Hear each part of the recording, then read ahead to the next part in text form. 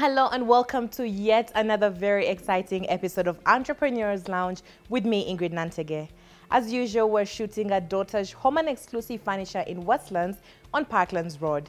Now, my first guest is Elizabeth Mwaura, Marketing Director of Thieves International.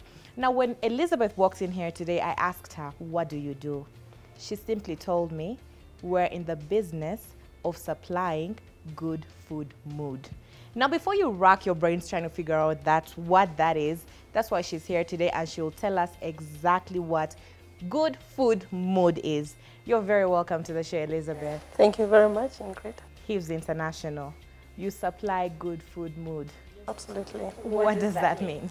That means, one, we are eco-friendly, and the other thing, we supply the ambience to create that appetite for you to eat more. What that means, we give the tabletops and also the table coverings that go with that to create that ambience. So when you talk about ambience, what are we talking about? When you bring about tabletops or tablecloths? Because personally, as someone who's not in the business, when I think tablecloths, tabletops, I think of regular tablecloths, tabletops. How does that affect my experience? How does that affect my mood when I'm enjoying my meal? One thing that we need to put into consideration is our environment, which we do very well.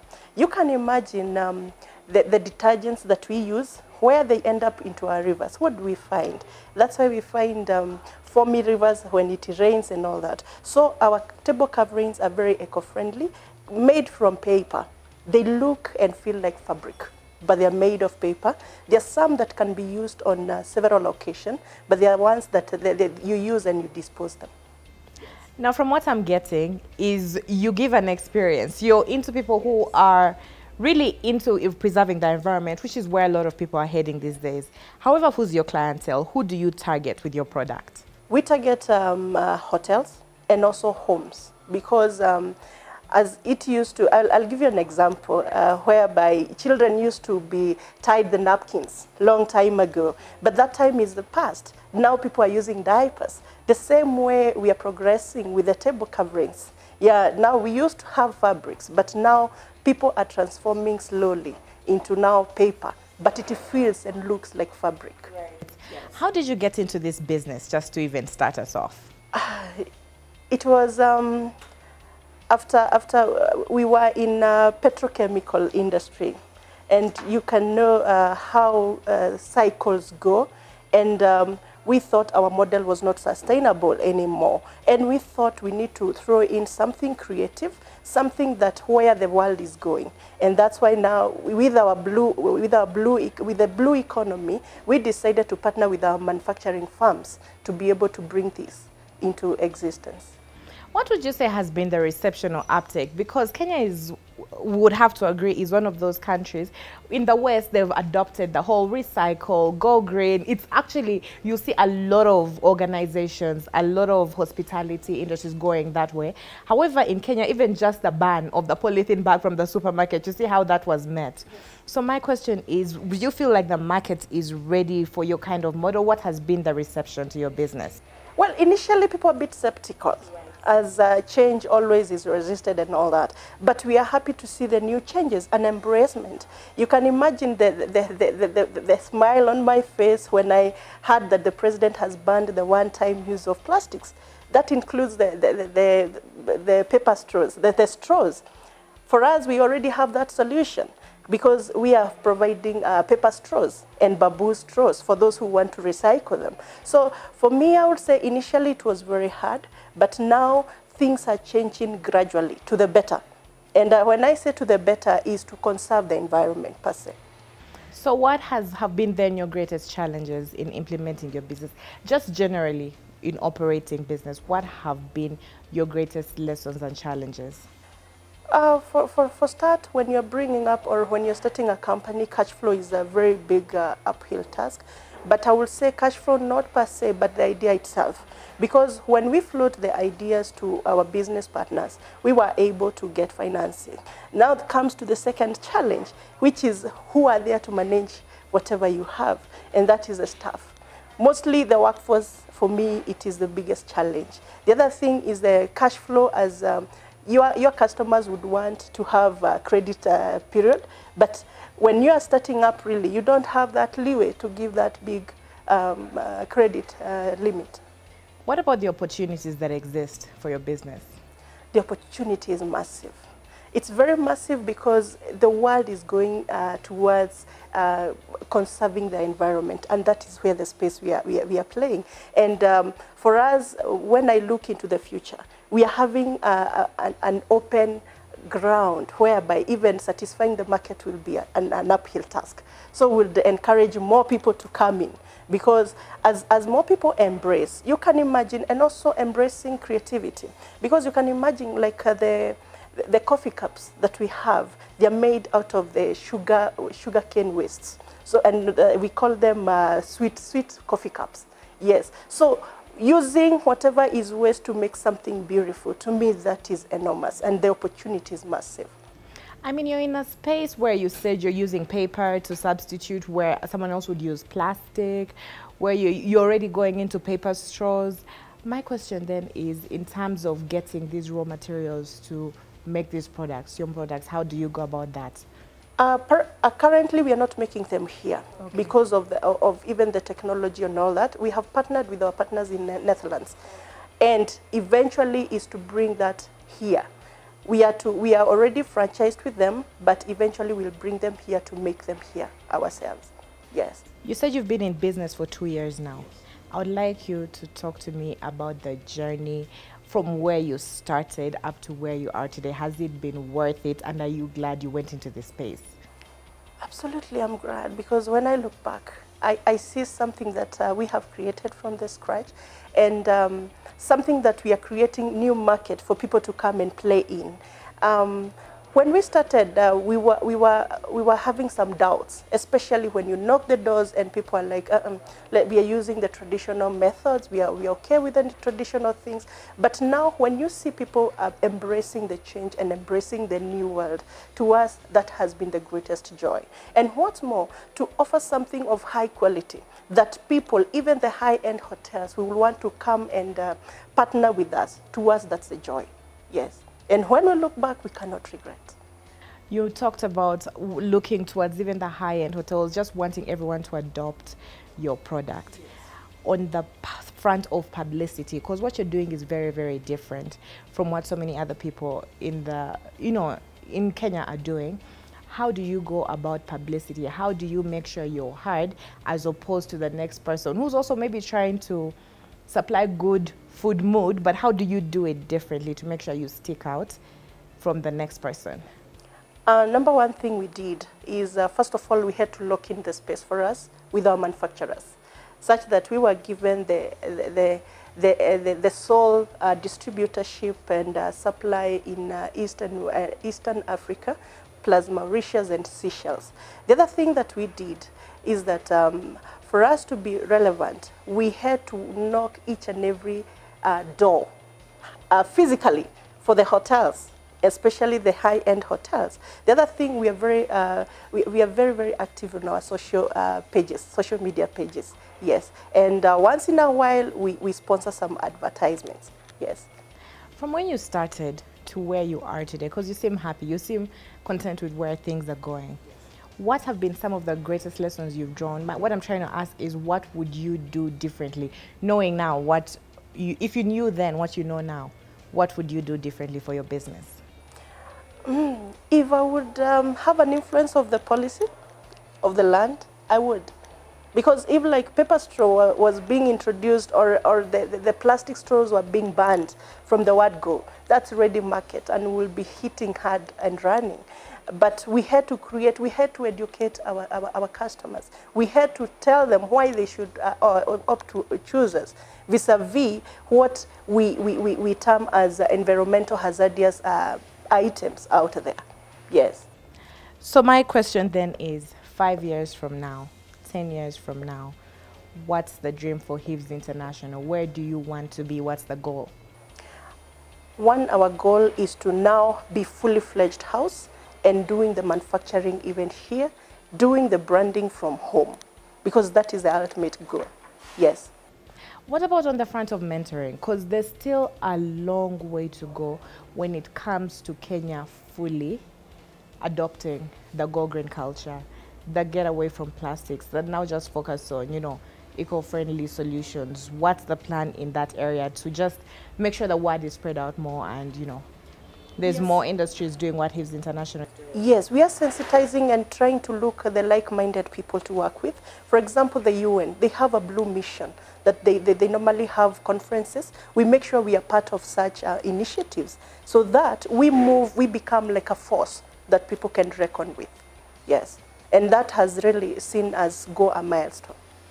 Well, thank you very much for joining us today, Liz, and for sharing your story from Hives International. And what you're doing is really, really amazing, because in order to preserve the environment, this is the mantra that everyone's pushing. If we're to be here longer for future generations, then we really do need to go green. And I wish you all the best in your business. Thank you very much. However, for now, I have to take a very, very quick break, but do not go anywhere, because when I come back, I have more for you with our second guest, Amos. Don't go anywhere.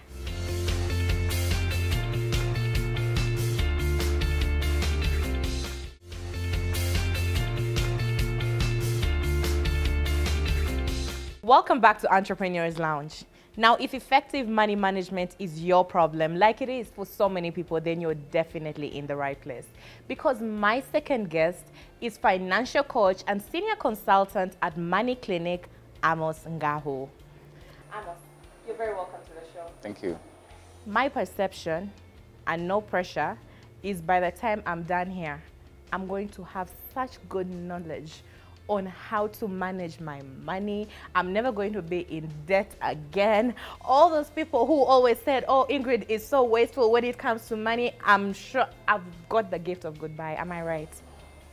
All right, it's up to you. It's a decision you'll have to make. With your help, obviously. Yes, yes. So talk to me. What is it that you do? I like to tell people that I simply help you mend your pockets. That's why it's Money Clinic. Mending your pocket in terms of how you relate with your finances. And I'm talking about both extremes. When you have a lot of money and you don't know what to do with it, or when you're too broke and you're feeling that that's the end of life, both situations need to be addressed. So that's what I do. How did you end up doing what you do? Because, like, did you see someone with a lot of money squandering it and you're like, what is wrong with this person? Why are they spending this way? Or did you find someone with little money and even making it? How did you end up in this space? Have you ever heard this saying that being broke made me rich? I realized that I was really struggling financially. Right. And even with my peers, you'd find someone is making good money. But I don't understand, especially it's something with Kenyans, that your plans, you have very big plans, especially when you're broke. But when money comes in, all these plans just disappear. So I had to really find a solution. Because it's not about money.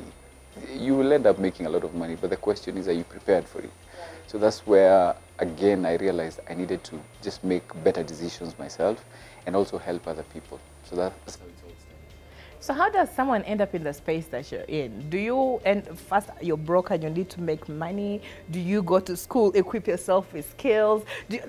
Besides the fact that there's a gap, how then do you end up with the skill set to do what you do? Well, I tell people the privilege I have is that I've sat with so many people. In a year, I'll sit with 1,000 plus. And you get to learn so many things that people have done. Even understanding things like money personality. You see the way people do personalities, others are sanguines, others are...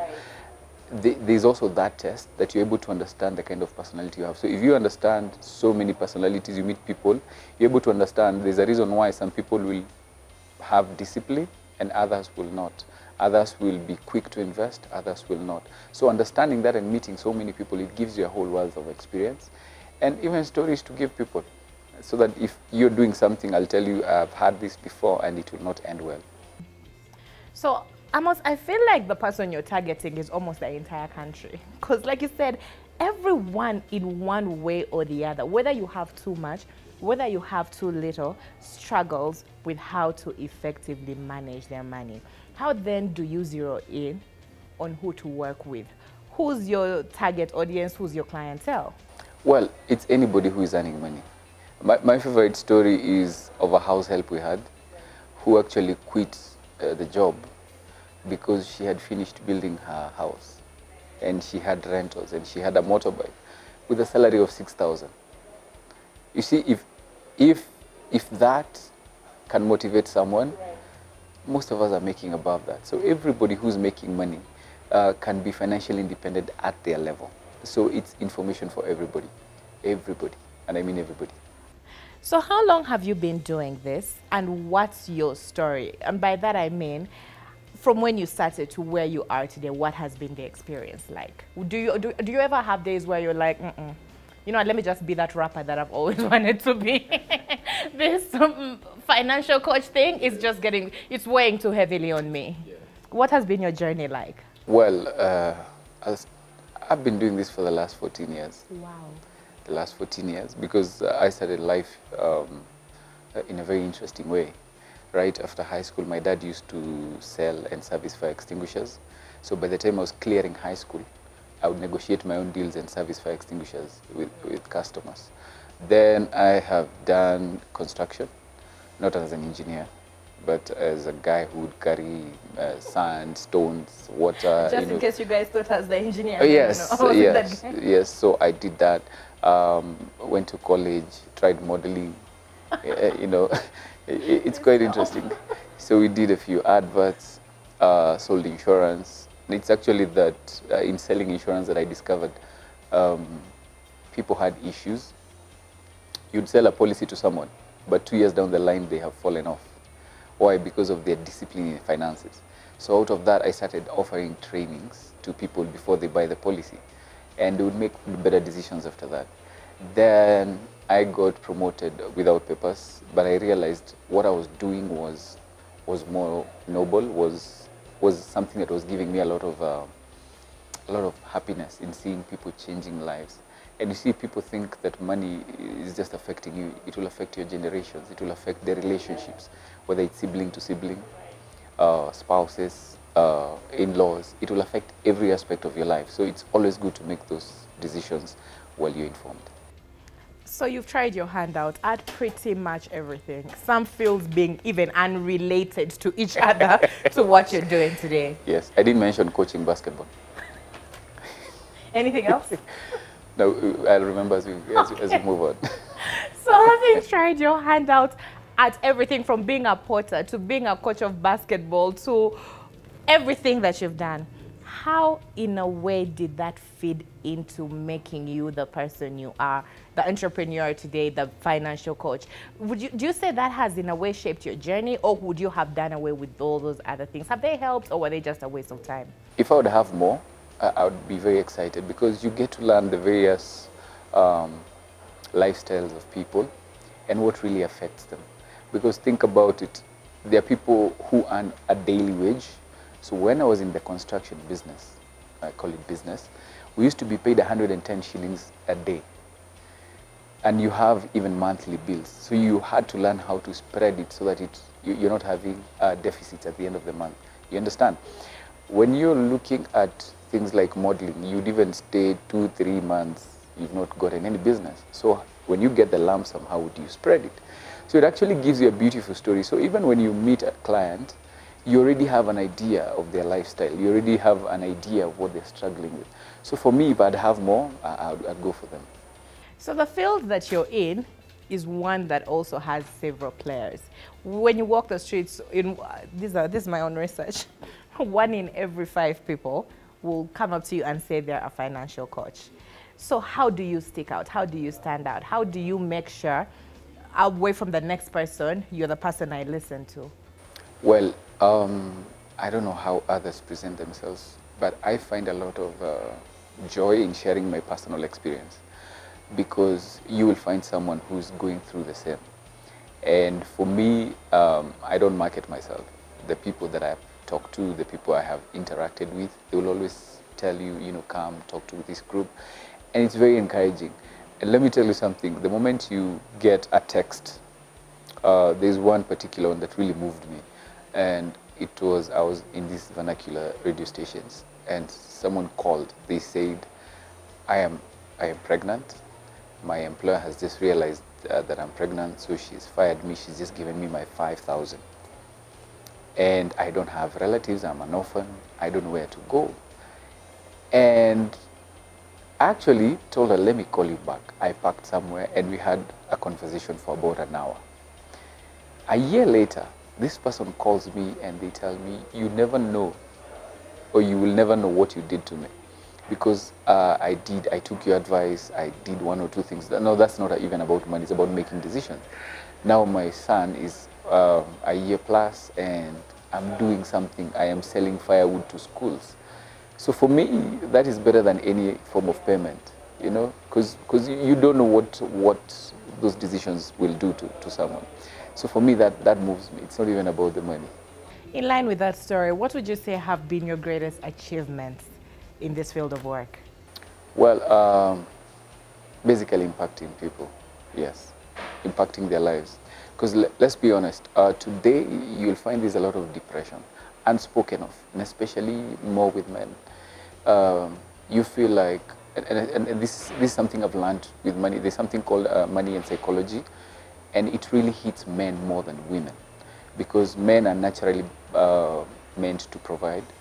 And the moment I can't do that as a man, I'll even go into depression without knowing, because I feel less of a man, I feel useless, I feel I am not needed.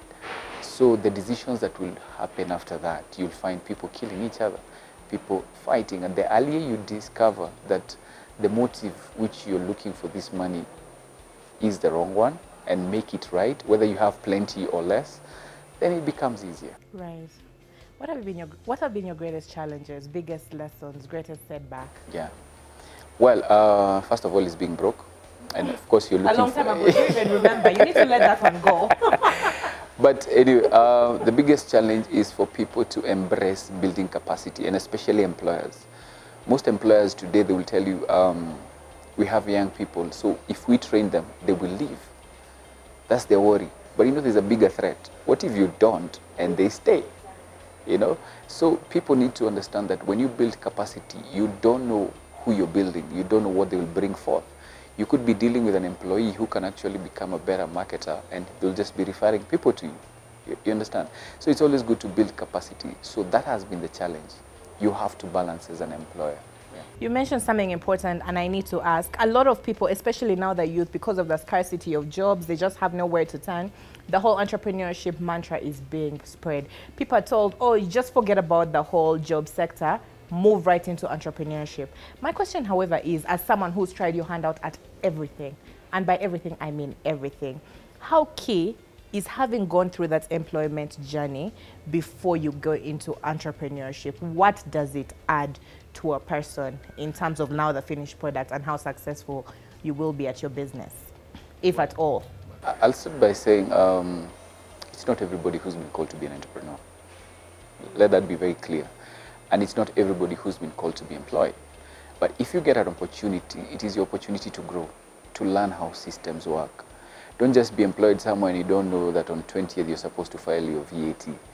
It is in those lessons that you learn, even as an entrepreneur, how to operate business, some of, very practical things, even going to school and getting a course or two, because it gives you an upper hand in running the business.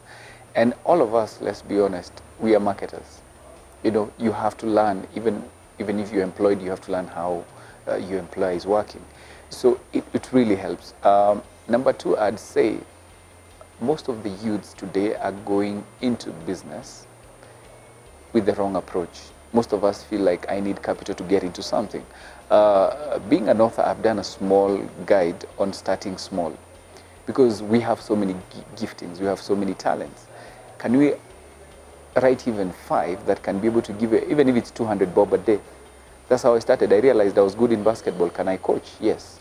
2 primary schools, they pay you 200 shillings per day to coach. Am I spending anything? But if now I wanted to do a business of selling shoes, like basketball shoes, I needed capital of like 10,000, isn't it? Can I build with the 200 over time so that I don't have to borrow anywhere? So it gives you that niche over everybody else. You understand how systems work, and you can build slowly as you move along. Finally, Amos, for Money Clinic, what's the goal? What's the vision? Where do you want to see Money Clinic in the near future? Well, one, seeing the way people are behaving today in the society, seeing the way we have the wrong concept of money. I asked a group of young employees, what would you pick if you're given the first pill, that you go back to the age of 10 with all the knowledge you have, and you take the second pill where you go to the age of 45 with 5 billion shillings in your account. Most of them want the 5 billion shillings. Right. And the question is, that did not even, because sometimes it goes with money personalities. The question I asked them, what would you do with the 5 billion? They don't know. They're thinking at that particular time, that money will destroy you. So Money Clinic wants to be in the forefront in preparing people for anything, whether it's losses in business and you've lost everything, what will be the condition of your heart? To the extreme one, you're now a billionaire. Is that changing you? Yes. So that is what we want to bring on board. And eventually, I don't know, but I am sure that would bring an end to corruption, because if we teach the same things to our children, it would be a better avenue for us. Thank you very much for joining us today, Amos. Before we started, I asked you whether I pressured you by saying, I hope I'll be better with my money after. And honestly, if I am to be honest, I feel like I'm halfway there. If we do have this conversation offline, I know I will be there. Thank you for coming here today. For now, I have to take a very, very quick break, but don't go anywhere, because when we come back, we'll have the very, very famous quickfire round.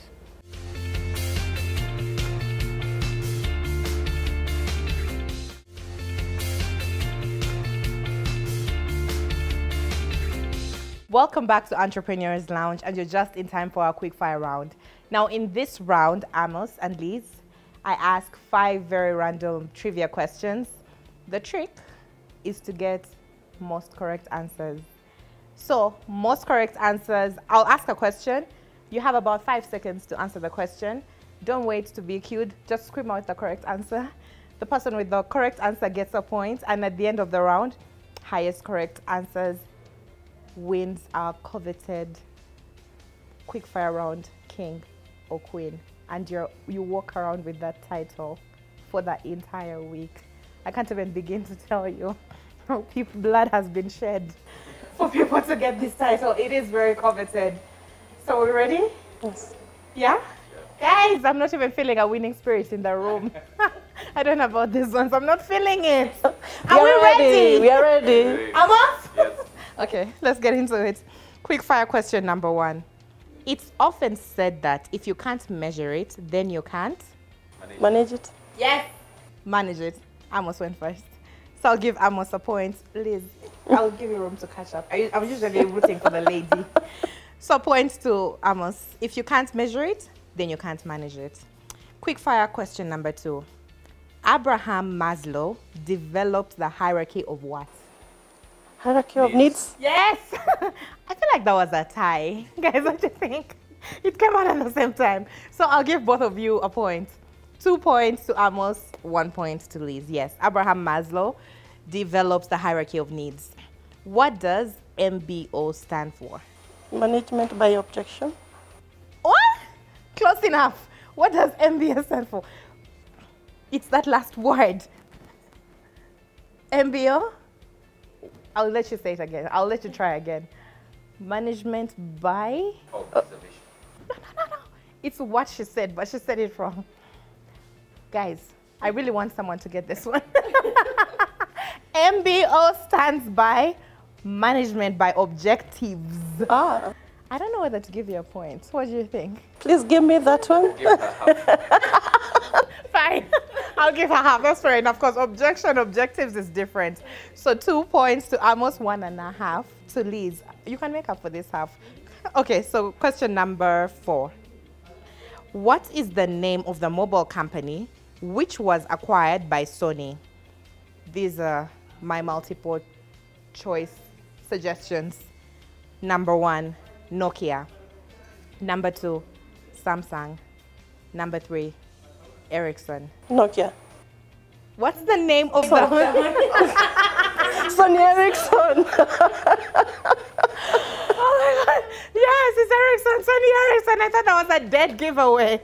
Okay, the name of the mobile company. I don't know what to do. Is that another half, or is that like a point each? Guys, I'm confused. You're really confusing me. I'm usually good at this. We'll do a draw. A draw? Okay, we'll do a draw. So 2.5 and 3 points to Amos. So final and deciding question. If you get this one, you've won, by the way. If you get this one, you've won, by the way. So you want to do this. Which company has the tagline, sense and simplicity? Which company has the tagline, sense and simplicity? Number 1, Chevrolet. Number 2, Toyota. Number 3, Philips. Philips. Yeah, another tie. That one was definitely a tie. So 4 points to Amos, who is our quick fire round winner today. You're walking around with the title all week. And not a shabby performance from Liz, who walks around with 3.5 points. Good job, guys.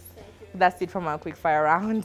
Thanks. Well, that's all the show I had for you today. And as usual, I was shooting a Daughter Showman exclusive furniture in Westlands on Parklands Road. And you can join the conversation on our social media handles at Metropole TV KE on Facebook, Instagram, Twitter. I've been your host, Ingrid Nantege. Have a very beautiful evening.